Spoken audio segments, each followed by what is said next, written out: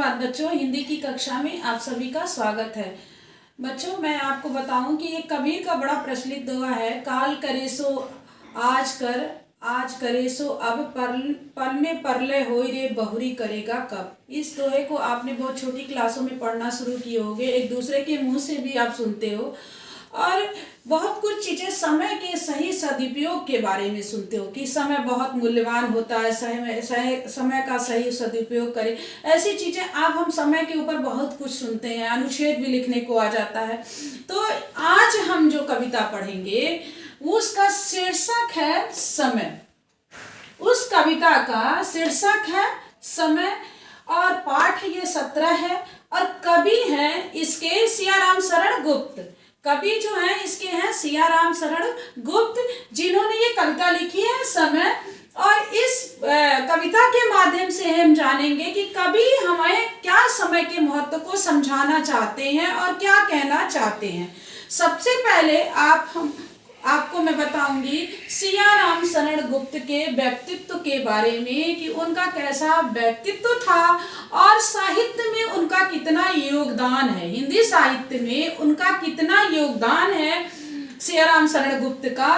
तो इन्हीं के भाई जो थे मैथिली शरण गुप्त थे, जिन्हें राष्ट्रवादी कवि कहा जाता है। सियाराम शरण गुप्त के आइए हम व्यक्तित्व एवं कृतित्व के बारे में जानते हैं। तो यहाँ पे दिया, भारतीय सांस्कृतिक परंपरा के अमर गायक सियाराम शरण गुप्त जी का जन्म 1895 ईस्वी के उत्तर प्रदेश के झांसी जिले के चिरगांव नामक स्थान में हुआ था। इनकी कविताएं और कहानियां, गद्य रचनाएं हिंदी साहित्य की धरोहर है। कविताएं, इन्होंने कहानियां भी लिखी हैं और कविताएं भी लिखी हैं। इनकी प्रसिद्ध कृतियां उन्मुक्त, गायिका, पूर्णपौ, आत्मसर्ग, मानुषी, अंतिम आकांक्षा, विषाद, झूठ सच और आर्दा। 29 मार्च 1963 को इनका निधन में हिंदी साहित्य के एक महान साहित्यकार को खो दिया। इनके निधन से हिंदी साहित्य ने अपने एक महान साहित्यकार को खो दिया। तो इस तरह से हम इनके बारे में एक संक्षिप्त सा परिचय जाने और इनकी कृतियों के बारे में, इनकी क्या उपलब्धियां हैं इनके बारे में जाने। बच्चों, आपको बता दें कि किसी भी कवि और लेखक के बारे में हम पढ़ते हैं तो सबसे पहले उनके बारे में जानते हैं ये कि उनका साहित्य में क्या योगदान है, उनकी प्रमुख कृतियां क्या है। इसको मैंने कई बार आपको कहा है कि सबसे पहले जब भी हम कोई कविता, कोई कहानी पढ़ रहे हैं तो सबसे पहले आपको कवि या लेखक के बारे में लिखना है और उनको याद भी करना है। तो ये आप काम करेंगे। अब आइए हम जानते हैं कि इस कविता के माध्यम से हमें क्या बताना चाहते हैं सियाराम शरण गुप्त। तो यहाँ पे हम पाठ 17 जो है, इस कविता में कवि लोगों के समय पर मन लगाकर कार्य करने का प्रेरणा देते हैं, सीख देते हैं कि आप समय पर हमें क्या करना चाहिए, मन लगा करके काम को करना चाहिए। समय निरंतर गतिशील, समय किसी के लिए रुकता नहीं है, समय चलता रहता है। इसलिए प्रत्येक क्षण का सदुपयोग, प्रत्येक एक एक पल का हमें सदुपयोग करना चाहिए। आलस्य का परित्याग कर व्यक्ति को कुछ परमार्थ के लिए, मतलब दूसरों के परिवार के लिए, परोपकार के लिए भी हमें कार्य करना चाहिए। हमें आलस नहीं करना चाहिए, हमें परोपकार के लिए आत्म सुख के कार्य करके महान बनने का प्रयास करनी। जो अपनी आत्मा को सुख दे, अपने मन को सुख दे, ऐसा कार्य करके हमें महान बनना चाहिए। हर क्षण में सुसमय जानकर जीवन में कुछ दिखाने का प्रयास करना चाहिए। हर पल को अच्छा समय मान करके, सुसमय का मतलब है अच्छा समय मान करके जीवन में कुछ दिखाने का प्रयास करना चाहिए। जिन भी महापुरुषों को हम पढ़ते हैं, जिनके दिखाए हुए रास्ते पे हम चलते हैं, उन सभी लोगों ने समय का सही सदुपयोग किया और आज वो जानी मानी हस्ती हो गए और उन्होंने उनके कार्य को हम आज भी पढ़ते हैं, देखते हैं और उनके जैसा बनने का प्रयास करते हैं। तो उन्होंने क्या किया था, समय का सही सदुपयोग किया था। कोई भी काम समय रहते कर लिया। तो हम करेंगे कबीर के दोहे के बारे में। मैंने बताया कि कबीर ने भी ऐसा ही कहा कि जो हमें कल करना है उसे हम आज कर लें, जो अभी करना है उसे अब कर लें, कि कल क्या होगा इसका किसी को पता नहीं। इसलिए हमें प्रत्येक काम को समय से पहले करके खत्म करना चाहिए। तो ये कविता जो है समय इसी पर है कि काम को हमें कैसे समय में करना चाहिए और कब कर लेना चाहिए। तो आइए कविता का वाचन करते हैं और इसके अर्थ को समझते हैं।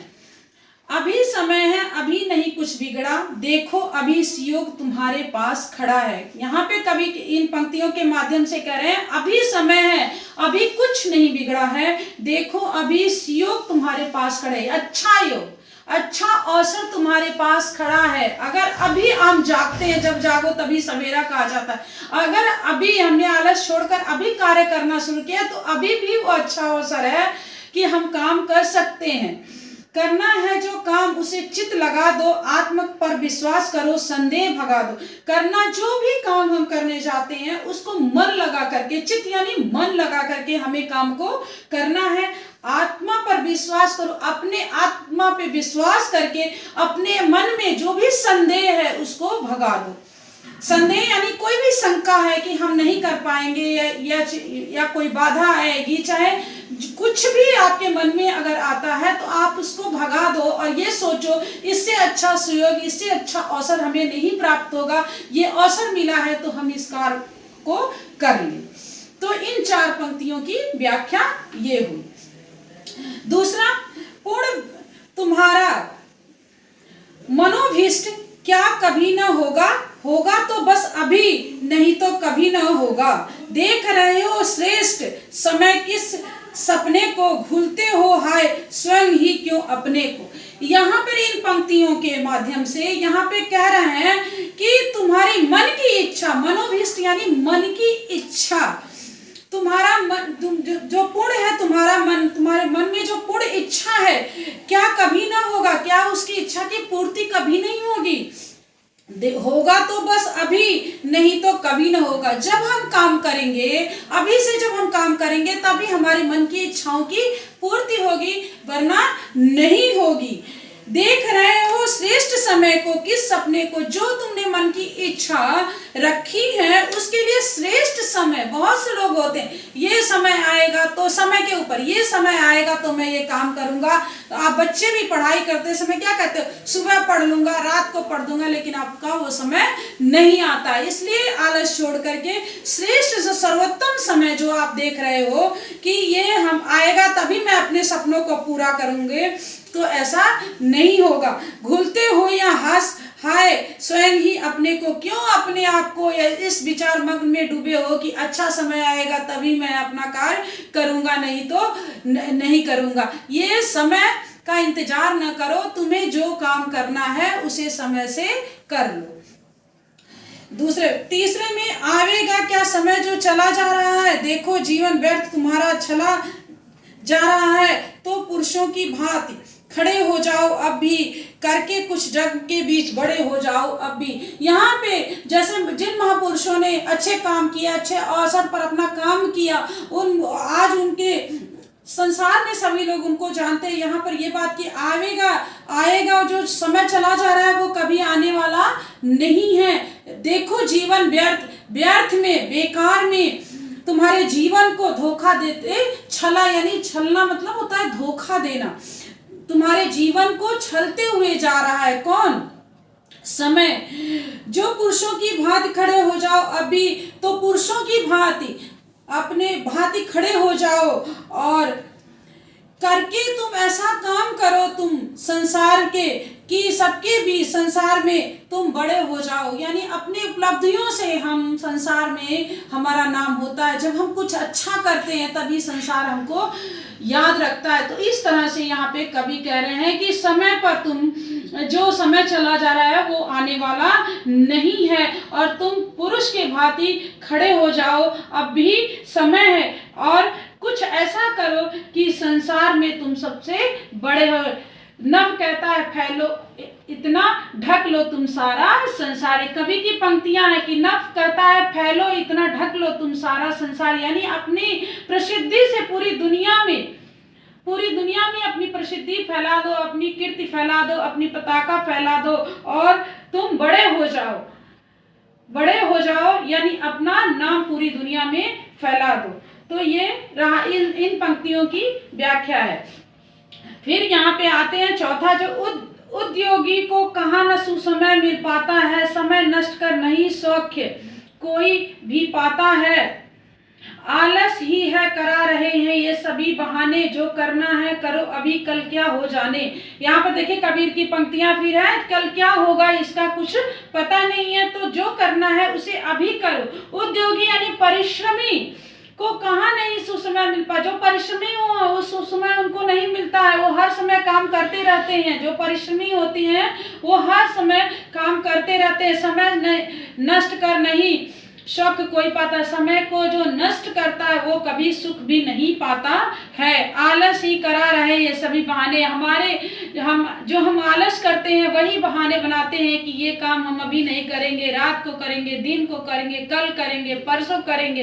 तो इस तरह से हम आलस ना करें, जो करना है अभी करें, कल क्या होगा इसका किसी को पता नहीं है। इसलिए हमें कर्मरत रहना चाहिए, हमें कर्म करने के लिए अच्छा अवसर नहीं देखना चाहिए कि ये समय आएगा तो हमें कर्म करते रहना है। गीता की भी यही पंक्तियां कहती हैं कि कर्म क्या रस्ते माँ फलेसु कदाचन, कि कर्म हमेशा हमें करते रहना चाहिए, कर्म से हमें अलग नहीं, विमुख नहीं होना चाहिए, कर्म हमें करते रहना चाहिए।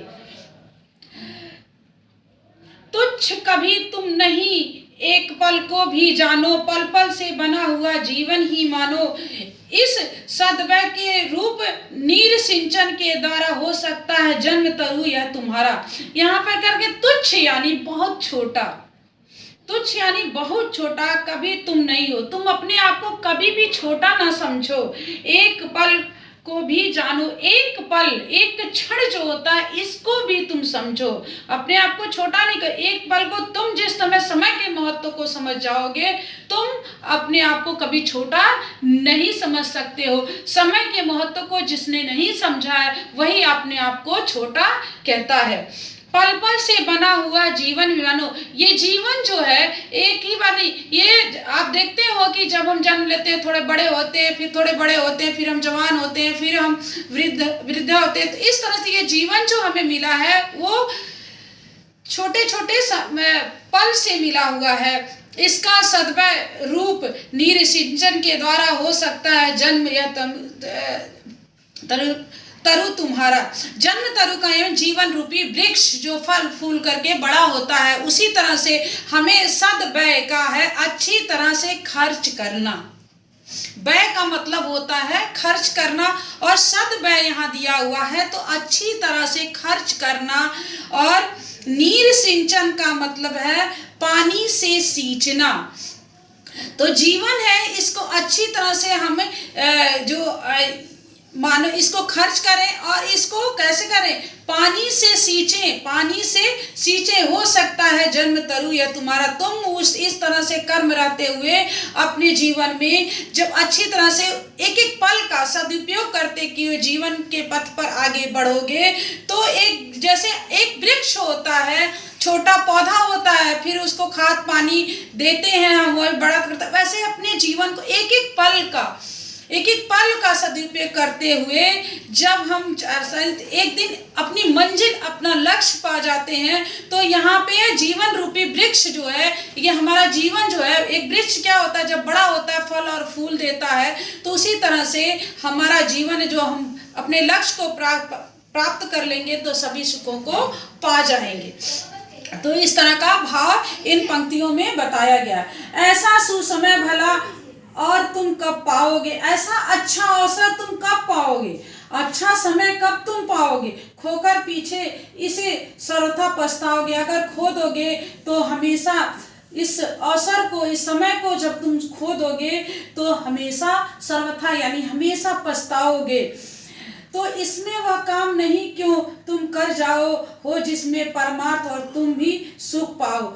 इसमें जो काम, जो समय है उसमें ही क्यों नहीं काम कर जाते हो, जो तुम्हें करना है वो समय रहते कर जाओ, और समय रहते करो, और परमार्थ के लिए यानी दूसरों के लिए भी करो। इससे तुम्हें क्या होगा, सुख प्राप्त होगा। जब हम कोई कार्य, अच्छा कार्य दूसरों के लिए करते हैं तो हमें बहुत ही संतुष्टि होती है, आत्म सुख मिलता है। तो यहाँ पे कह रहे हैं कि जब हम अपने अपने लक्ष्य को प्राप्त करेंगे जब हम बड़े हो जाएंगे। आप एपीजे अब्दुल कलाम को आप देखें, उदाहरण के तौर पर देख लें कि जब एक महान, उनका भी जीवन जो है बड़ा कष्टमय रहा, बड़ी गरीबी में पढ़े लिखे, लेकिन वो एक महान वैज्ञानिक बने और उन अपने वैज्ञानिक प्रयोगों से अनेक देश को उपलब्धियां प्राप्त की और देश उन उपलब्धियों की सराहना करते हुए, उस पर अमल करते हुए आज अपने आप को शक्तिशाली महसूस करता है।